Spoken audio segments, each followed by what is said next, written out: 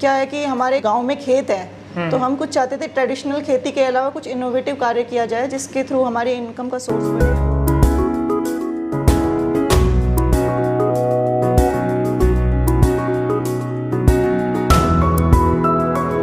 Sales के भी dynamic ideas हैं कि हम अपना जो माल है सीधा मंडी में नहीं लेके जाते, होलसेल में नहीं देते, रिटेल में हम देते हैं कि पर्टिकुलर हमने कंपनीज चूज़ की हुई है, उनको अपना हम माल डिलीवर करते हैं।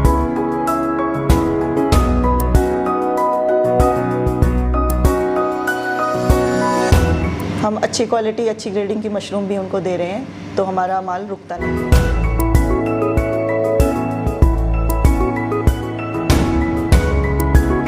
के बाद जो हमारी कंपोस्ट बचती है, लेफ्ट ओवर जो कंपोस्ट होती है, उसको हम अपने खेतों में डाल देते हैं और उसको हम ऑर्गेनिक फार्मिंग के लिए यूज़ करते हैं, जिसमें बिना हम यूरिया और डीएपी के हम अपनी प्रोडक्शन कर पाते हैं।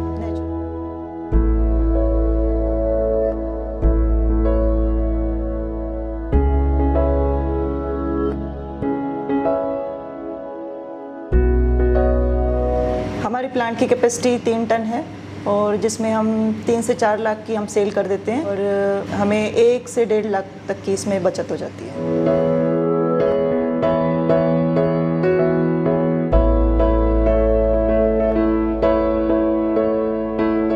नमस्कार दोस्तों, स्वागत है आपका अपने YouTube channel India farming management में।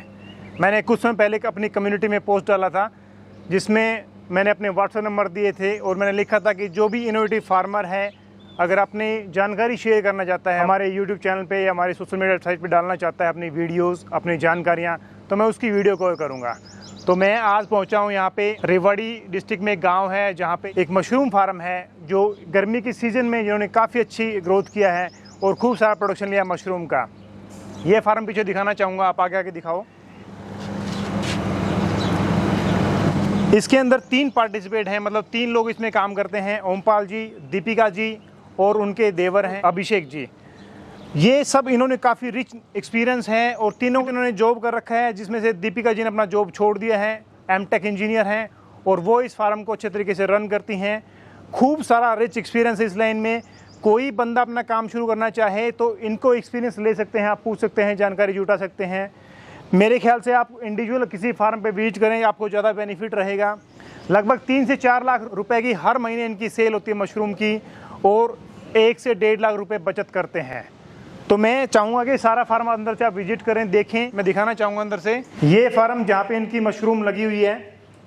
ये एक रूम है जहाँ पे बहुत ही अच्छी मशरूम आई हुई है और इस तरफ दिखाएं, ये यहाँ पे इनकी तैयारी कंपोस्ट रखा हुआ है, बैग रखे जा रहे हैं इसके ऊपर। मतलब इन्होंने अपना काम रनिंग में कर रखा है ताकि कंटिन्यू मशरूम लगभग जाती रहे। ये सामने इनका कोल्ड रूम है, अगर माल थोड़ा स्पेयर भी रखना पड़े, 1-2 घंटे डिलीवरी हो जाए अगर मान लो डिलीवरी करने में, तो यहाँ पे ये स्टोर कर देते हैं। और ये रूम है जिन्होंने अभी यहाँ पे केसिंग हो चुकी है और मशरूम आने वाले हैं जल्दी। तो दोस्तों मैं सारी जानकारी यहाँ के ओनर से लेते हैं और मिलते हैं कि कैसे इन्होंने ये फार्म शुरू किया था, आज किस कंडीशन में है, कितना बचत है, सारी डीप इन्फॉर्मेशन। बहुत सारी गलतियाँ इनसे ही हुई हैं। मैं नहीं चाहता कि आपसे ऐसी कोई मिस्टेक हो ताकि आप भी अपना लॉस करें। आप किस तरीके अपना फार्म खोल सकते हैं, सारी जानकारी मैं चाहूँगा आप इनसे लें और सारी जानकारी इस वीडियो में शेयर की जाए। तो चलिए इस पर वीडियो शुरू करते हैं।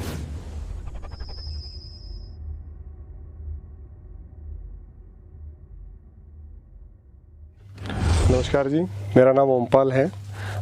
मैंने बीटेक किया हुआ है इलेक्ट्रॉनिक्स एंड कम्युनिकेशन इंजीनियरिंग में। ये मेरा छोटा भाई है, इसका नाम अभिषेक है। ओमपाल जी, आपने कैसे प्लान किया मशरूम फार्म का सेटअप करने का? आप ऑलरेडी जॉब में हैं, आपके भाई ने भी जॉब कर लिया, वाइफ भी जॉब कर रही थी, तो ये सारा प्लानिंग क्यों आया? क्योंकि इसमें इन्वेस्टमेंट भी काफ़ी होता है, काफ़ी रिस्क भी होता है, तो कैसे प्लान आपका ये आया? सर एक्चुअली ये जो इनिशिएटिव था और जो आइडिया था वो मेरी वाइफ का था। बाद में हमने इसके बारे में थोड़ा रिसर्च किया। जो मेन चीज़ क्या थी कि हम एग्रीकल्चर से ही जुड़ा हुआ कोई ना कोई कार्य करना चाहते थे। अच्छा। और ऐसा कार्य जो हम अपने गांव में रह के कर सकें। ठीक है। और उससे लोगों को भी थोड़ा एम्प्लॉयमेंट मिल सके और हमारी भी इनकम का जरिया हो सके। एक हमारी इनोवेटिव सोच थी कि खेती को कुछ साइंटिफिक तरीके से किया जाए। अच्छा। तो उस टाइम पे हमने मशरूम फार्मिंग का आइडिया हमें मिला, आपकी भी वीडियो देखी और उसी से ही हमने ये इसको स्टार्ट किया। कितने हमने रूम लगाए थे शुरू में? सर स्टार्टिंग में हमने 1 रूम लगाया था। अच्छा जी। 1 रूम लगाने के बाद फिर हमने इसको धीरे धीरे ग्रेजुअली बढ़ाया और आज हमारे पास 3 रूम है। अच्छा जी। और अभी हम कंपोस्ट यूनिट भी लगाने का प्लान कर रहे हैं। अच्छा जी। जो हमारी अगले 2 से 3 महीने में हमारी खुद की कंपोस्ट यूनिट बन जाएगी। क्या जरूरत पड़ी? देखिए शुरू में जब बंदा कोई काम शुरू करता है तो उसको काफी सारी अनुभव होता है, लॉसेस भी होते हैं, ठीक है। आपको आपने 1 रूम लगाया, फिर आपने 3 की जरूरत आपको लग रही है, तो शुरू में बंदा कैसे सेटअप करे? क्या क्या दिक्कतें आती है इस लाइन में? सर इसमें जो हमें जो दिक्कत आई वो सबसे बड़ी दिक्कत आई कंपोस्ट की। कंपोस्ट जब हम बाहर से ले रहे हैं तो हमें उतनी अच्छी क्वालिटी की कंपोस्ट नहीं मिल पा रही है। दूसरा वो हमें कॉस्टली भी पड़ रही है। अगर आपको इन द लॉन्ग रन इस मशरूम फार्मिंग में अगर आपको काम करना है, ठीक है, आपने मशरूम उगाना सीखना है, आप 1 रूम से सीख लीजिए, बट अगर आप इसको विजन आप अपना रखिए बड़ा कि कम से कम 3 रूम और 1 कंपोस्ट यूनिट आपकी होनी चाहिए, तभी वो मॉडल इकोनॉमिकली फिजिबल है। अच्छा अच्छा। शुरू में आपने जो कंपोस्ट लिया था उसमें क्या आपको दिक्कत आई थी? मतलब खराब कंपोस्ट था? सर कंपोस्ट वो खराब था और उसमें जो हमारी प्रोडक्शन लगभग 18% निकलनी चाहिए आइडल जो है, वो हमारी 10% भी नहीं निकली थी। अच्छा। उसमें हमें बड़ी दिक्कत आई थी। माइसेलियम ठीक से रन नहीं हो पाया था और बहुत सारी हमें दिक्कतों का सामना करना पड़ा। इसके बाद हम एक कंपोस्ट यूनिट पे खुद कंपोस्ट बना रहे हैं। अच्छा। वो यहाँ से 30 से 40 किलोमीटर दूर है।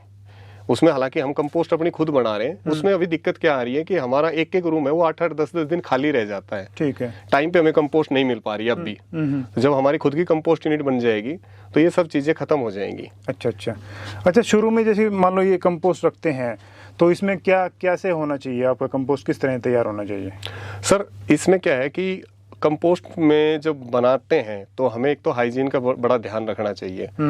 जो इसमें मेन जो मटेरियल है, जैसे हम जो भूसा मिलाते हैं, भूसा डालते हैं, वो अच्छी क्वालिटी का होना चाहिए। सेकंड, इसमें जो मेन इंग्रेडिएंट पड़ता है चिकन मैन्योर। चिकन मैन्योर एक तरह से नाइट्रोजन का सोर्स होता है। अच्छा जी। और वो आपके पास अच्छी क्वालिटी का होना चाहिए, ज्यादा पुराना नहीं होना चाहिए, भीगा हुआ नहीं होना चाहिए। इसके बाद जो आप इंग्रेडिएंट, जो हमारी यूनिवर्सिटी है सोलन में है, मूर्थल में जो यूनिवर्सिटी है, जो हमारे साइंटिस्ट ने जो हमें एक फॉर्मूला सेट कर रखा है, उसके हिसाब से वो सब इंग्रेडिएंट आप उसमें मिक्स करते जाए। अच्छा। और इसमें एक टेम्परेचर का बड़ा रोल है, क्योंकि बेसिकली कंपोस्ट में हम क्या कर रहे हैं कि हम बाकी सब फंगस को मार के हम उस कंपोस्ट को ऐसा तैयार करें कि उसमें मशरूम जो एक खुद भी एक फंगस है वो उग सके, बाकी फंगस सारे मर जाएं। हाँ, सिर्फ मशरूम का फंगस वही रोक रहे हैं। जी। तो ओमपाल जी, आप ट्रेनिंग वगैरह आप क्या सभी ने ट्रेनिंग लिया था या किन किन? नहीं सर, इसके लिए जो प्रॉपर जो ट्रेनिंग ली थी वो मेरे पिताजी ने ली थी पहले, मेरी वाइफ ने और मेरे भाई ने ली थी। अच्छा। अभी जो ग्राउंड पे है, जो ग्राउंड पे जो वर्क है वो मेरा भाई कर रहा है। अच्छा अच्छा। टेक्निकली वो आपको ज्यादा अच्छे से बता पाएंगे। तो ये ड्यूटी पे जाते हैं, मतलब क्या शाम सुबह देखते हैं? सर हम सैटरडे संडे हमारा ऑफ रहता है। अच्छा। है ना, और मॉर्निंग इवनिंग में हम इसको मैनेज करते हैं। अच्छा अच्छा। अच्छा, सुबह शाम आप इसमें टाइम देते हैं? जी जी पूरा। जी। अगर आप लोग टाइम ना देंगे तो कैसे, मतलब ये काम चल सकता है? नहीं सर, आपको रेगुलर टाइम देना पड़ेगा इसको। अच्छा। आप ये नहीं कर सकते कि आप पैसा लगा के छोड़ दो, है ना। इसमें आपको पैसा तो लगेगा, इसमें आपको खुद पे ग्राउंड पे खुद वर्क करना पड़ेगा। अच्छा। बिना उस पे काम किए बिना काम नहीं चलेगा। शुरू में आपने एक जो रूम लगाया था तब आपने क्या, आपने खुद मेहनत की थी? पहले रूम में सर हमने सारा काम खुद किया था। अच्छा। उसके बाद तो हम हमारे ग्रोअर हैं उनको लेके आए और 1-2 वर्कर को और लेके आए। अभी आप देख रहे हैं यहाँ पे हमारे काफी वर्कर काम कर रहे हैं क्रॉपिंग के टाइम पे। कितने लेबर काम करते हैं आपके पास? सर जब परमानेंट 2 लेबर हैं अभी हमारे पास। अच्छा। एक ग्रोअर है और एक उनके हेल्पर है। अच्छा जी। और बाकी जो ये लेबर आप देख रहे हैं महिलाएं, हमारे गाँव की महिलाएं हैं, ये जब क्रॉपिंग के टाइम पे आती है तो ये डेली वेजेस पे आ रही है। अच्छा अच्छा, ठीक है। तो आपने शुरू में आपने और आपके भाई ने मेहनत की थी इसमें? सर जब हम खुद स्टार्टिंग में जब हम खुद लगे रहते थे काम पे तो लोग, हमें गांव वाले लोग भी हमारे ऊपर हंसते थे कि ये गवर्नमेंट ऑफिसर है, देखो कैसे काम कर रहे हैं, क्या खड़ा कर दिया इन्होंने जो खुद काम करना है। बट उसके पीछे हमारी सोच ये थी कि जब तक हमें खुद से काम करना नहीं आएगा हम अपनी लेबर से काम नहीं करवा सकते, क्योंकि हमारी यहाँ की लेबर एक तरह से अनट्रेंड थी। उनको नहीं पता था क्रॉपिंग कैसे करनी है, केसिंग कैसे करनी है। हमें खुद भी ट्रेंड होना था और अपनी लेबर को भी ट्रेंड करना था। बट आज हमारी लेबर ट्रेंड है, आज हम उनको बोलते हैं केसिंग करनी है तो अपने आप केसिंग हो जाती है। अच्छा अच्छा। हमें बस ऊपर देखना है कि हाँ केसिंग हुई है कि नहीं है। हमारी लेबर पूरी तरह से ट्रेंड हो चुकी है। नमस्कार, मैं अभिषेक रेवाड़ी से, और ये 3 रूम का हमारा सेट है। इसके अंदर ये हमारा अभी अगस्त के अंदर 1 साल हो जाएगा पूरा। 1 साल के अंदर अभी कुछ टाइम हमारा लॉकडाउन के अंदर बंद रहा। अच्छा। बट अभी पर रूम हम 7 बैच निकाल चुके हैं। अच्छा, आपने मई में, अप्रैल में, जून में इनमें बैच निकाला है? हाँ, इनमें बैच निकाला था, बट हुआ क्या कि लॉकडाउन हो गया था। अच्छा। मार्केट में थोड़ी सी दिक्कत आई थी। अच्छा। बट वैसे बैच हमारा निकल रहा था। अच्छा। इस रूम के अंदर तीसरा बैच चल रहा है। अच्छा जी। और ये मशरूम है, इसके अंदर क्या है कि बहुत सारी चीजें जो आमतौर पे किसान इग्नोर कर देते हैं। अच्छा। एक तो कि CO2 का क्या होता है कि अब हम जब पहला बैच हमारा निकला उस टाइम पे क्या था कि जैसे बताया वैसे करते रहे, बट क्या प्रॉपर इक्विपमेंट ना होने की वजह से हमें लॉस भी हुआ, कुछ कंपोस्ट की वजह से, कुछ इक्विपमेंट की वजह से। अच्छा अच्छा। इसके अंदर क्या है कि आपका ह्यूमिडिटी, CO2, टेम्परेचर, तीनों का ही मेन खेल है पूरा मशरूम से रिलेटेड। अच्छा। अब आपका क्या होता है कि आप कहते हैं कि सूंघ के अगर कैसे करके CO2 बता सकते हो, लेकिन वो इम्पॉसिबल है क्योंकि है ही नहीं ऐसा कोई, वो साइंटिफिक ही तरीका है। अच्छा अच्छा। तो हमने एक तो प्रॉपर इक्विपमेंट ला रखे हैं। इक्विपमेंट में जैसे कि CO2 मीटर क्या हेल्प करता है कि आपकी पिनिंग के टाइम आप पिनिंग कैसी बना रहे हो, आपने ज़्यादा फ्रेश एयर दे दी, आपकी पिनिंग इतनी ज़्यादा बन जाएगी आपके काबू में ना आएगी और सारी B ग्रेड क्वालिटी हो जाएगी। अच्छा अच्छा। देन दूसरा पॉइंट आता है ह्यूमिडिफायर का। ह्यूमिडिफायर एक्सट्रीम इम्पोर्टेंट पार्ट है। अच्छा जी।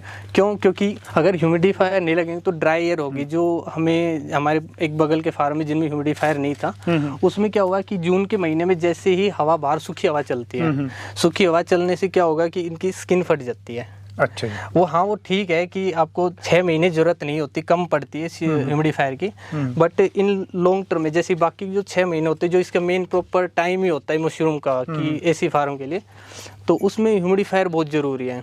अच्छा। तो ये छोटी छोटी बड़ी इंपॉर्टेंट पार्ट होता है इसकी। अभी हमारा सेकंड फ्लश चल रहा है। अच्छा। इसके पहले फ्लश के अंदर 10% हमने ले ली थी। अच्छा। ये उसका सेकंड फ्लश चल रहा है। अच्छा। एक साइड, इस साइड हमारी कटिंग हो गई, इस साइड चलने लग रही है। अच्छा अच्छा। अब होता क्या है कि अगर हम जो CO2 का हम बता रहा, अगर ये जो आप एक बैग को देखोगे, बैग के अंदर क्या है कि अगर आपकी CO2 प्रॉपर मैनेज नहीं है तो आपकी पिनिंग इतनी ज़्यादा निकल जाएगी कि आप उसको B ग्रेड क्वालिटी के अंदर साइज पूरा नहीं आएगा। साइज पूरा नहीं आएगा। उस चीज़ के लिए बहुत एक्सट्रीम इम्पोर्टेंट है। और एक पैनल का होता है कि भाई नए पैनल या पुराने पैनल, क्या है कि अब लगाने में तो सेकंड हैंड से आप स्टार्ट कर सकते हो, बट इन लॉन्ग टर्म आपको अगर ऐसे बिजनेस ही करना है तो होता क्या है कि आप सेकंड हैंड पैनल लगाते हो, उसके अंदर जो कूलिंग है वो मेंटेन नहीं हो पाती। अच्छा, उसमें दिक्कत आती है? दिक्कत आती है। क्या क्या प्रॉब्लम आती है? प्रॉब्लम ये आती है कि जो इनका जो जॉइंट होते हैं ना, जॉइंट प्रॉपर अलाइन नहीं होते। हम लगाते सिलिकॉन है, सिलिकॉन 2-3 महीने लगती है, 2-3 महीने बाद फिर रिपेयर मांगती है। अच्छा अच्छा। सेकंड, एक इसके अंदर AC का पुराना AC है, उसका ब्रेकडाउन के चांसेस बहुत ज़्यादा होते हैं। अच्छा। न्यू AC के अंदर ये रहता है कि आप श्योर तो कम से कम कि ब्रेकडाउन नहीं होगा। तो क्या है कि एक रिस्की बहुत है। आप पूरा स्ट्रक्चर तैयार कर रहे हो, उसके अंदर 1.5-2 लाख रुपए बचा रहे हो पुराने लगा के, ठीक है। बट दूसरी साइड क्या है कि आपका जो रूम है एक बार जब फिल हो गया, आपने इसके अंदर 2 लाख इन्वेस्टमेंट कर दी इसके अंदर, क्योंकि अब AC भी चल रहा है, आपका कंपोस्ट भी रखा है। अब एक छोटी सी आप अपने 50,000 रुपए एक लॉन्ग टर्म में बचाने के लिए एक 2 लाख के ऊपर आप नहीं खेल सकते हैं। अच्छा अच्छा। तो स्ट्रक्चर का पूरा अच्छा होना जरूरी है। जैसा क्या है कि एक इसका जो स्ट्रक्चर के अंदर रैक का साइज ये बहुत जरूरी है। लोग क्या करते हैं कि 16 फीट का रूम लगा लेते हैं। 16 फीट में क्या होता है, बीच में 5 फीट की एक रैक होगी, 2 2.5 फीट की लगा देते हैं। अच्छा। और मशरूम के अंदर एरेशन बहुत जरूरी है। एरेशन पूरा सर्कुलेट होना चाहिए। अच्छा। तभी CO2 निकलेगी, रिलीज होगी। अगर हवा नहीं लगेगी बेड के ऊपर तो आपकी CO2 इस बेड पे रहेगी और अनइक्वल आएगा। कोई पिनिंग, कोई मशरूम छोटी है, किसी की डंडी लंबी है, किसी की क्या है।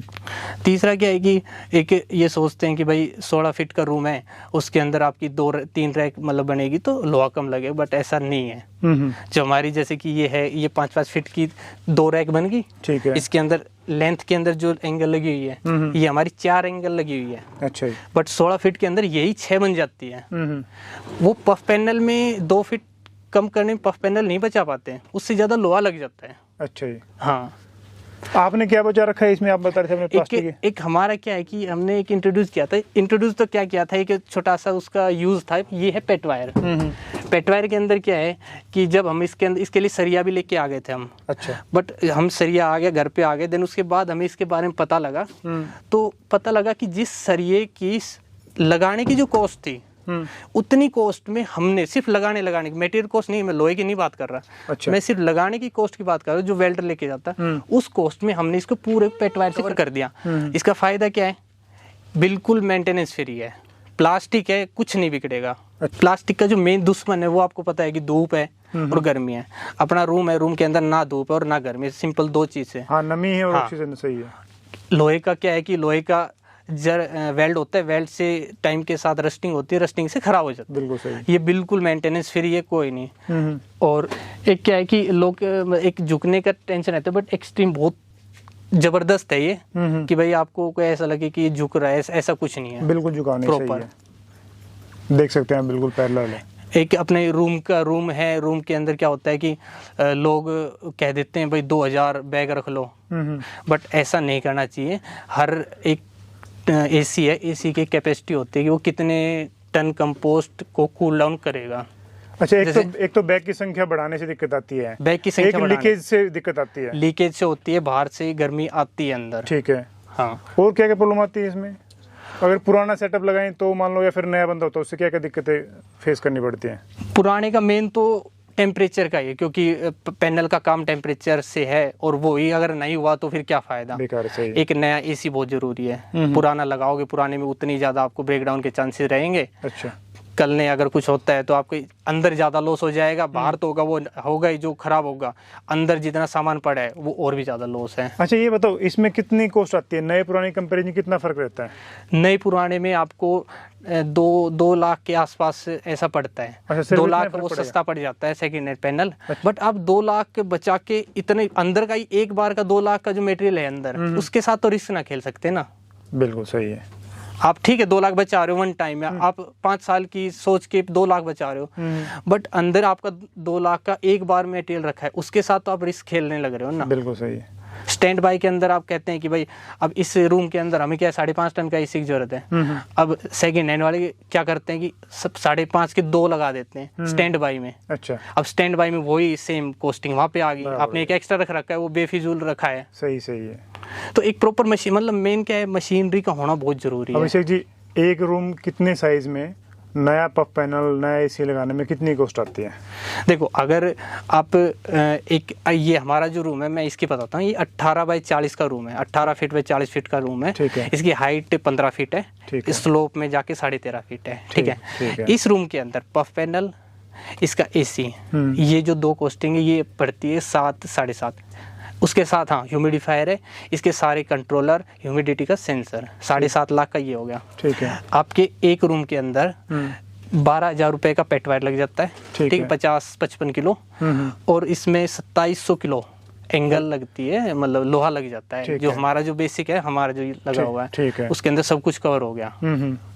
और बाकी जैसे अपना फ्लोरिंग हो गया, 50,000 के लमसम हमारा फ्लोर का खर्च आता है। और एक एवरेज कॉस्ट 30,000 रुपये लाइटिंग का, क्योंकि प्रॉपर फिटिंग विटिंग करनी होती है ना। ठीक है। तो इस टाइप से तो 9, 10-11 के आसपास हमारा पड़ता है। अच्छा जी। एक फ्लोर। वो क्या होता है कि अभी हमारा पहला रूम था, वो लॉकडाउन से पहले लगा था, उसकी कॉस्टिंग के अंदर बहुत फर्क 18 बाई 40 में कितने बैग रखते हैं? 18 बाई 40 में हम रखते हैं 1500, 1600, 1700 बैग। 1700। हाँ, बट डिपेंड क्या करते हैं, आपका लगा कौन से महीने में रहे हो। आप लगा रहे हो मई, जून, जुलाई, आप इसमें 1500 ज्यादा मत रखो। अच्छा। क्योंकि बाहर 45 डिग्री टेम्परेचर होता है, जब एसी बाहर से हवा देंगे आप, एक बार तो आप कूलिंग कर देगा, बट जिस टाइम आपको फ्रेश एयर दोगे, फ्रेश एयर में अगर 45 डिग्री की हवा अंदर आ रही है और अंदर 16 डिग्री उसको ठंडा करना है, तो 101% ब्रेकडाउन के चांसेस हैं। अब की बार बहुत सारे ऐसे फार्म है जिनके अंदर लगे थे, पुराने लगे थे, वो इसीलिए ब्रेकडाउन हो गए, और बहुत सारे फार्म ऐसे बैठ गए जिनका एसी खराब हो गया। अच्छा। टेम्परेचर इतना इंक्रीज हो गया कि एसी लोड ही ना पूरा 24 घंटे में से 22 घंटे कंप्रेसर चलने लग रहा है, वो अपना एक्सट्रीम चलाने लग रहा है। तो बहुत वो है। अच्छा, ज्यादा बैग रखने से मतलब एसी भी लोड ज्यादा पड़ता है? हाँ, आप एक काम करो, जैसे कि जुलाई, अगस्त, सितंबर, अक्टूबर आप इसमें रखो 1700 बैग। अच्छा। देन उसके बाद आप नवंबर, दिसंबर, जनवरी, फरवरी तक आप इसके अंदर 1900 भी रख सकते हो। अच्छा, 1500 बैग। एक बैग में कितना कंपोस्ट आता है? एक बैग के अंदर 10 किलो कंपोस्ट है। ठीक है। और ये 9 इंची हाइट ले लेता है। अच्छा, 9 इंची हाइट ले लेता है। ठीक है। उसके बाद क्या है, 15, इसका जो प्रोसेस है वो मैं ब्रीफ में बता देता हूँ। 15 दिन आपके अंदर कंपोस्ट के अंदर माइसीलियम रन हो जाता है, बैग फोल्ड करके रख देते हैं। ठीक है। देन उसके बाद 15 दिन के बाद जब प्रॉपर, ये 15-16 दिन वो टेम्परेचर पर डिपेंड करता है। थोड़ा सा आप हाई टेम्प साइड रख रहे हो तो जल्दी ग्रो हो जाएगा माइसीलियम। 25-26 रख रहे हो तो फिर उसके बाद इसके अंदर केसिंग होती है। केसिंग कर दी आपने, उसके 7 दिन के अंदर जो माइसीलियम कंपोस्ट में था वो केसिंग के अंदर उड़ जाता है। ठीक है। देन उठने के बाद अब क्या करते हैं, हम इसकी रफलिंग करते हैं। रफलिंग जरूरी क्यों है, क्योंकि अगर आप रफलिंग नहीं करोगे तो सारी मशरूम गुच्छे के अंदर आती है। जैसे आपको दिख रही होगी अभी क्या, अभी अलग अलग एक एक मशरूम अलग अलग है, ये सारा रफलिंग की वजह से ही अलग अलग है। अगर कल ने आप रफलिंग नहीं करते हो तो गुच्छे के अंदर आती है। रफलिंग करने के बाद 5 दिन रफलिंग के अंदर दोबारा से माइसीलियम अपने आप जुड़ जाता है। अच्छा। और फिर हम इसके अंदर फ्रेश एयर उसको कूल डाउन करते हैं। कूल डाउन करने के बाद इसके अंदर फ्रेश एयर इंट्रोड्यूस करते हैं। ठीक है। उस टाइम CO2 मीटर का बहुत ज़्यादा रोल होता है। अगर आपने फ्रेश एयर ज़्यादा दे दी तो पेनिंग ज़्यादा बनेगी, ज़्यादा पेनिंग बनी तो अगर जब आपका फ्लश उठेगा उस टाइम आपकी इतना बैग भर के आएगा, और बैग के अंदर तो एक लिमिटेड एरिया है, स्पेस लिमिटेड है।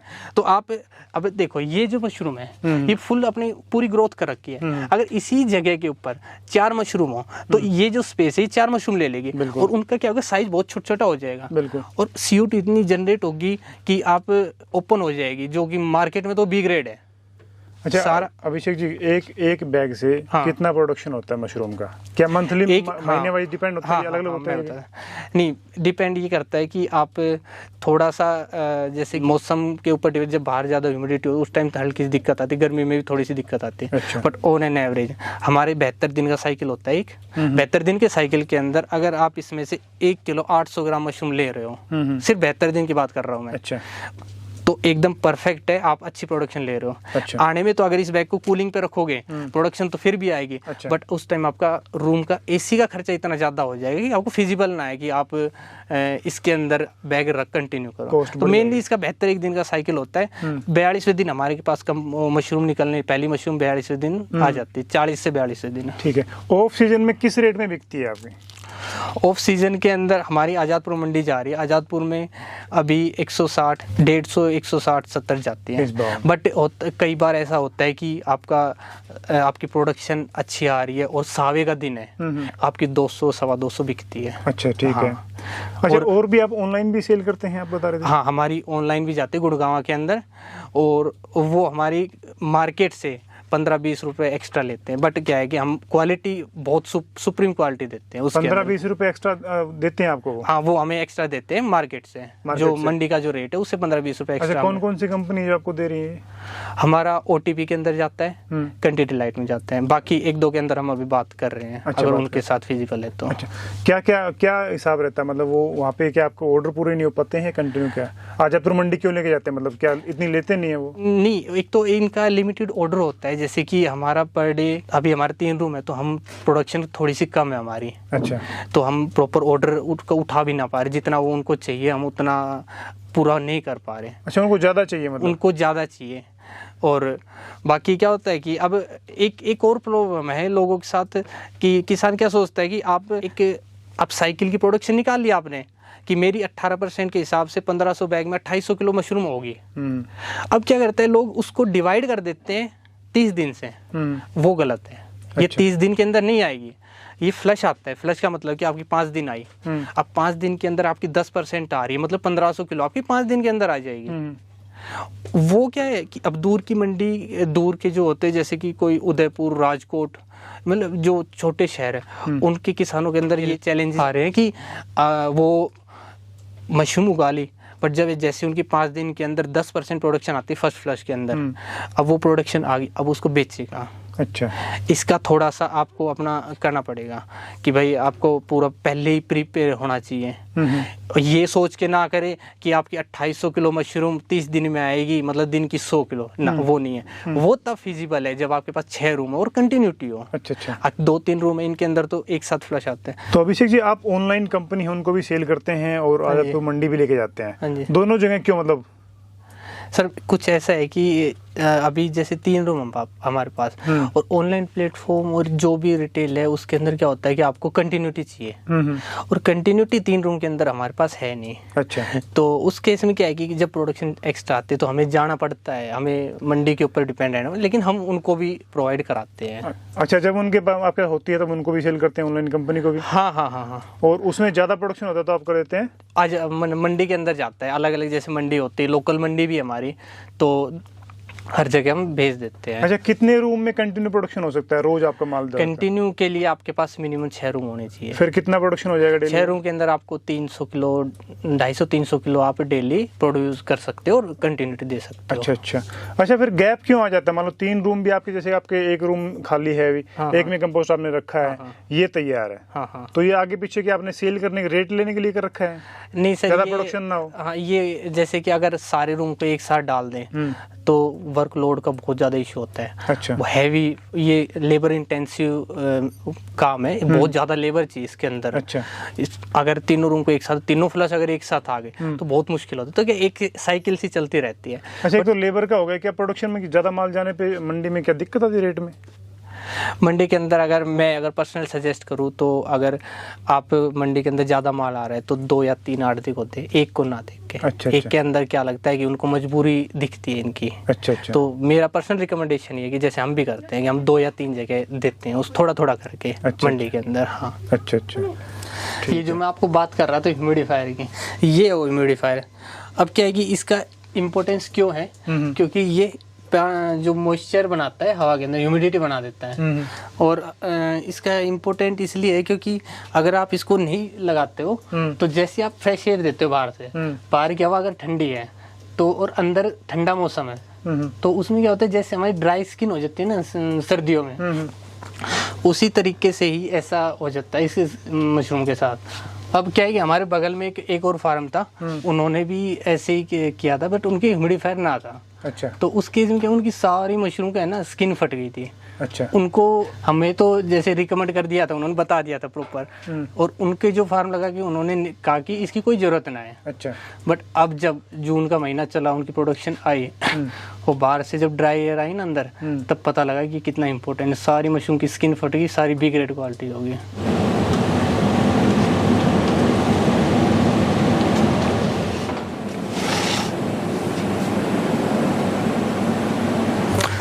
ये जो अभी आपने ह्यूमिडिफायर देखा, इसका बेसिक क्या है कि इसके अंदर जो पानी होता है ये इतनी हाई स्पीड के ऊपर इसको रोटेट करता है कि पानी को इतने वेपर्स में कर दे, मतलब एक तरह की जो सर्दियों के मौसम जो धुंध होती है ना, धुंध मतलब पानी हवा के अंदर पूरा मॉइस्चर, यही इसका काम है। कितने प्राइस होता है इसका? इसका अगर आप सेंसर के साथ लेते हो तो 22-23 हज़ार रुपये पड़ता है। अच्छा। और विदाउट सेंसर 18,000 रुपये तक का पड़ जाता है। सेंसर में क्या सेट कर देते हैं कितना ह्यूमिडिटी? हाँ, सेंसर का बड़ा रोल है। सेंसर के अंदर क्या है कि आपने सेट कर दिया, आपने जैसे आपकी माइसीलियम रन स्टेज है उसको 95% अबव चाहिए ह्यूमिडिटी, आपने सेट कर दी, चलेगा। इसको जब चलना होगा सेंसर अपने आप बताएगा और ऑटो कट मार जाएगा। अच्छा। कितना होना चाहिए मशरूम के लिए वैसे ह्यूमिडिटी? मशरूम के लिए 2 स्टेज होती है। अगर आपकी माइसीलियम रन स्टेज है और उस टाइम तो आपको 95 अबव चाहिए। अच्छा। और जब आपकी प्रोडक्शन आ जाती है तो 85 चाहिए। अच्छा। बाहर की हवा बहुत सूखी होती है ना, उसमें अब बाहर से सूखी हवा आएगी तो दिक्कत आएगी। उस केस में यही एक कारण है कि आपकी ह्यूमिडिटी बनाएगी और आपकी स्किन ना फटेगी मशरूम की। सर ये CO2 मीटर है, मैं एक बार आपको चेक कराता हूँ। देखें, ये बेसिकली कोई कंपनी का ना है, सिंपल एक मतलब बना रखा है। इसके अंदर सेंसर है, नीचे से एक फैन लग रहा है, सेंसर के ऊपर फैन हवा फेंकता है और बाहर से इसकी तुरंत रीडिंग आती है। अच्छा। अभी क्या है, अभी इसके अंदर थोड़ी ज़्यादा रीडिंग आ रही है बिकॉज कटिंग चल रही है, एसी अभी बंद कर रखा है, ज़्यादा कूलिंग होगी इसलिए एसी बंद किया और कई सारे लोग हैं। तो बाकी मेनली इसके अंदर 1200 ppm तक हमारी CO2 होनी चाहिए। अभी कितनी 2600? अभी 2600 दिखा रहे हैं। ppm होती है, CO2 की ppm होती है। मशरूम फार्म में अब ये गर्मी में ऑफ सीजन में आप AC में मशरूम ग्रो कर रहे हैं, प्रति किलो कितनी कॉस्ट आती है आपकी? सर एक लमसम आइडिया मैं बता देता हूँ।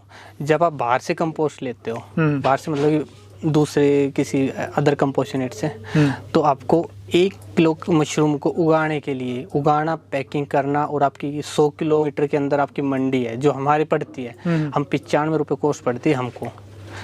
अच्छा, मतलब उसमें आपकी लेबर, पैकिंग, हाँ, उसके अंदर ट्रांसपोर्ट, एवरीथिंग, हर चीज़, मतलब कि हमारे कंपोस्ट आ गया, केसिंग आ गई, सारी लेबर आ गई, पैकिंग कॉस्ट आ गई और ट्रांसपोर्टेशन मतलब मंडी तक पहुंच हमारी 95 रुपये पर केजी पड़ती है। अच्छा। और अगर यही जैसे हम अगर खुद की कंपोस्ट यूनिट हो तो इसके अंदर सीधा हमें 15 रुपये पर केजी का बेनिफिट हो जाता है, लेबर भी कम लगती है और क्योंकि खुद बना रहे तो कॉस्ट भी कम आती है। अच्छा, 80 रुपीज़ का हो गया और मैं आपकी 150-160 रुपये किलो बिकती है। 150-160 अभी इस सीजन में चल रही है। और ऑन एन एवरेज जब जैसे अगर सर्दियों में इसको रन करेंगे, सर्दियों में थोड़ा रेट डाउन आ जाता है क्योंकि झोपड़ी की स्टार्ट हो जाती है, तो उस केस में जब सारे को ओवरऑल करे तो 130-35 एवरेज हमें आराम से पड़ जाती है। 130-35 रुपये सेल होती है? हाँ, हो जाती है। और कॉस्ट कम हो जाती है उसमें? कॉस्ट अब सर्दियों के अंदर वही है ना, एसी नहीं चलेगा। आप जैसी फ्रेश एयर दोगे, बाहर इतनी ठंडी हवा है, अंदर का आपका कूलिंग होगी, आपका एसी बंद ही रहेगा, एसी नहीं चलेगा, ना के बराबर ही चलेगा। अच्छा, आपने बताया कि 120-130 रुपये आपकी कॉस्ट मतलब सेल हो जाती है एवरेज कॉस्ट पूरे साल भर। लेकिन सर्दियों में तो मेरे ख्याल, अच्छा पूरे साल भर की? पूरे साल की मैं एवरेज बता रहा हूँ। जैसे अभी 150, 160-170 जा रही है, ठीक है, और सर्दियों में 100 जाएगी, तो सारा मिला के 130। 100 से भी कम होती है सर्दियों में तो वैसे कई बार हो जाती है। मार्केट ऐसी है, मार्केट अनस्टेबल है। अगर आपकी मार्केट में 4 गाड़ी आ गई कहीं से मशरूम की, तुरंत मार्केट डाउन हो जाएगी। अच्छा।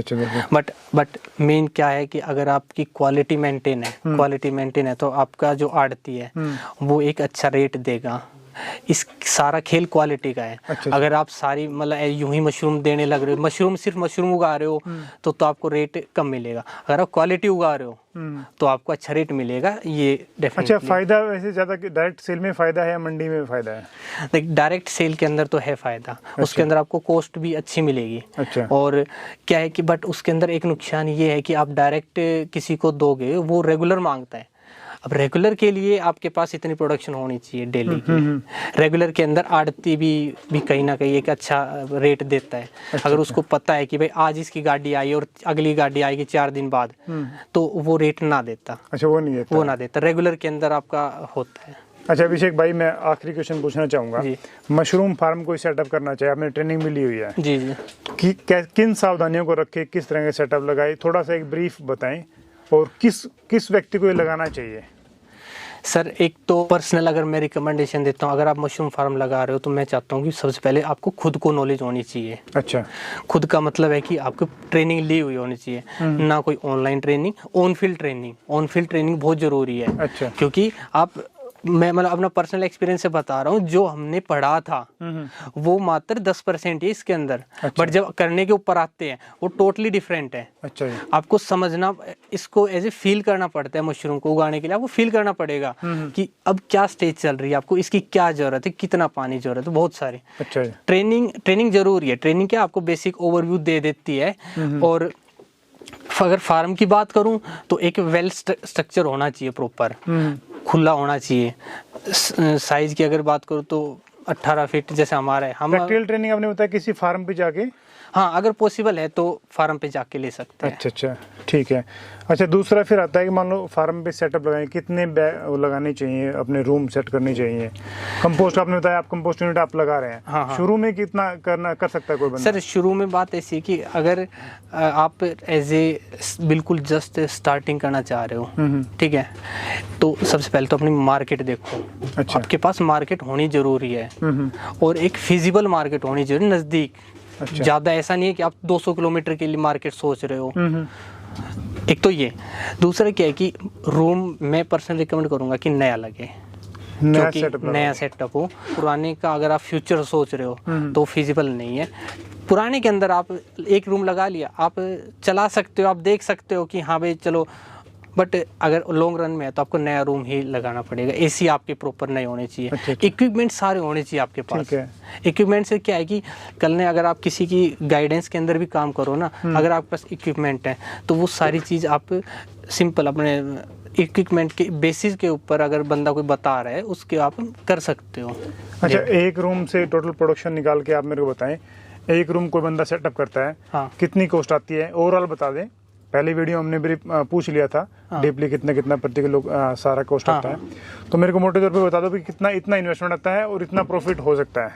हाँ, अगर एक रूम लगा रहे हो, आपकी 18 बाई 40 का जो हमारा रूम है, ठीक है, अगर इस रूम को लगाते हैं आपके 10.5 11, मतलब ये डिपेंड करता है लोकेशन वाइज, थोड़ा सा कम बत्ती हो जाता है कि रेट और टाइम के साथ 10.5 11 लाख रुपए आपके पास होने चाहिए। ठीक है। प्लस आपका जो रनिंग एक्सपेंसेस है, कल ने आप इसमें कंपोस्ट भी डालोगे, आप इसके लिए रॉ मटेरियल भी लेके आओगे, तो 1.5 से 2 लाख रुपए आपके पास इन्वेंट्री होनी चाहिए कि भाई आप इसको रन कर पाओ। ठीक है, वो बहुत जरूरी है। ठीक है। उसकी शॉर्टेज से कई फार्म ऐसे जो रनिंग एक्सपेंसेस ना हो पाने की वजह से हो गए, सेटअप हो गया बट रनिंग एक्सपेंसेस ना हो पाया। अच्छा अच्छा, ये ठीक है, ये हो गया। हाँ। फिर प्रॉफिट कितना आ सकता है एक बैच के अंदर?